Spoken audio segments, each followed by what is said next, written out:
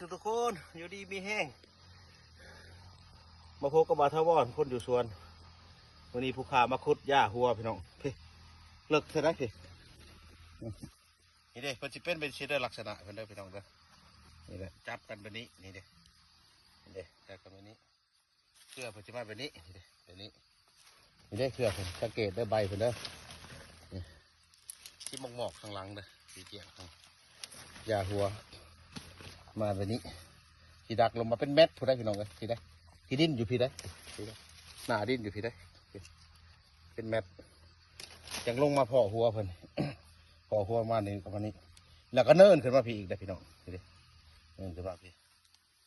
ว่าธรรมดาได้เป็นเม็ดได้พี่เมืองไหมพี่ปากกระลึก เป็นเม็ดผู้ได้พี่น้องเลย ก่อนที่ได้เพิ่นว่าธรรมดาได้ยาหัวนี่เด้อพี่น้องนี่เงาเดียวนี่เลยเนี่ยได้เท่านี้แล้วนี่เพิ่นที่จับกันอยู่แบบนี้แบบนี้นี่อยู่แบบนี้แหละนี่สรรพคุณประโยชน์ของเพิ่นโอ้ดีหลายอย่างพี่น้องเลยพวกได้ที่เป็นวินเป็นเวียนเลือดล้มบอดี้มักเจ็บเส้นเจ็บเอ็นมักเจ็บหัวเป็นวินเป็นเวียนอีลงตองบ่เหื่อบ่แห้งโอ้หลายอย่างหลายแนวครับไหลน้ำเลี้ยงผู้ใดที่เป็น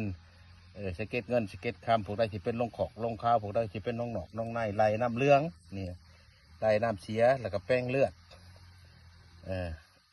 พวกใดที่เป็นเลือดขาวสูงเจ็บหัวเจ็บเส้นเจ็บเอ็นแหละแม่นเอาเพิ่นนี่แหละไปต้มกินกินแต่เพิ่นนี่ก็ได้หนึ่งกับมือหรือว่าหนึ่งยุบถ้าว่าเขาทางพานตากแห้งแหละเอาหนึ่งยุบไปต้มกินเศร้าแรงเที่ยงเศร้าเที่ยงแรงก็ได้หรือว่าเศร้าแรงก็ได้กินเป็นประจ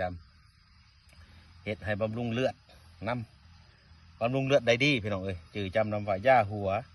พี่น้องคนไทยชื่อเอิญว่าเขาเย็นเหนือนี่แหละความชิได้เพิ่นนี่ก็บ่แม่นง่ายดิพุดลงไปนี่เป็นแมทนี่ยาหัวนี่เด้อพี่น้องเด้อจือจำนำไว้เพาะพันธุ์โดยเม็ดโดยในเด้อพี่น้องเด้อในเพิ่นก็สิขึ้นในมะเขือเครื่องเขาแหละเครื่องเขาแหละเป็นใบเพิ่นก็คือเครื่องแต่ว่าบ่เป็นน้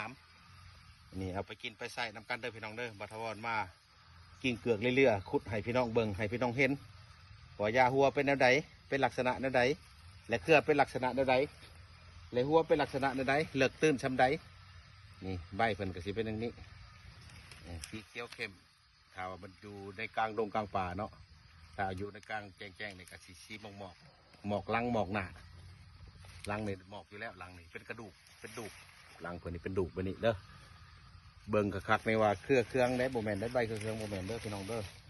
นี่ยาหัวของเพิ่นก็สิเป็นอันนี้ละยิงตามเครือน้อยเครือใหญ่ขั้นถาว่าเครือน้อยก็สิเป็นหัวน้อยแน่แล้วก็สิบ่ลายปานนี้เด้อพี่น้องเด้อผู้ข่าวบาทวรมาแนะนำให้รู้จักน้ำกินน้ำใสน้ำกันเด้อพี่น้องเด้อเอาไปทดลองเบิ่งแต่ละท้องถิ่นเคยกินบ่เคยใช้แนวใดแบบใดก็คอมเมนต์มาบอกบาทวรเติมเด้อพี่น้องเด้อเอาบุญเอาคุณน้ำกันผู้ข่ากับมากล่าวให้อยู่ดีมีแห้งอย่าเจ็บอย่าจนร่ำรวยกันสาธุ